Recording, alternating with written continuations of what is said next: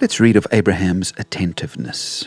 Genesis 18 verses 2 to 5 says, Abraham looked up and saw 3 men standing nearby. When he saw them, he hurried from the entrance of his tent to meet them, and bowed low to the ground. He said, If I have found favor in your eyes, my Lord, do not pass your servant by. Let a little water be brought, and then you may all wash your feet and rest under this tree. Let me get you something to eat, so you can be refreshed and then go on your way, now that you have come to your servant. The text says it was the heat of the day when these 3 men appeared near his tent, and Abraham immediately recognized that they needed something he could give. And so he gets up to serve them and prepare something for them. Abraham is attentive to their needs. I think if this happened in our day, Abraham would have had his eyes glued to his phone, and they probably would have stood there forever and eventually walked off. But he's not oblivious to the needs of the people around him. He is attentive. Jesus was like this. Do you remember when Jesus was walking with a great crowd around him, but he noticed that somebody had touched his garment, and so he stopped the whole procession and found the lady who had reached out for him, and he gave her his attention and care?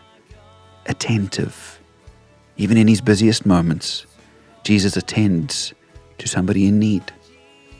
I wonder if this is the pattern in your life, or are you oblivious to the needs of others? Perhaps there is someone close to you, in the same house as you, or office as you, who really needs your encouragement, your blessing, your support, but you haven't voiced it. You haven't even noticed it. You've perhaps even been knocking them instead of encouraging them, oblivious instead of attentive. On the other hand, perhaps there is somebody in your situation who needs a break, but you're oblivious. You just keep pushing them and not even thinking about respecting their boundaries a bit. Are you attentive to what they may need, or oblivious? Perhaps there are needy people in your community and you just don't even see them anymore.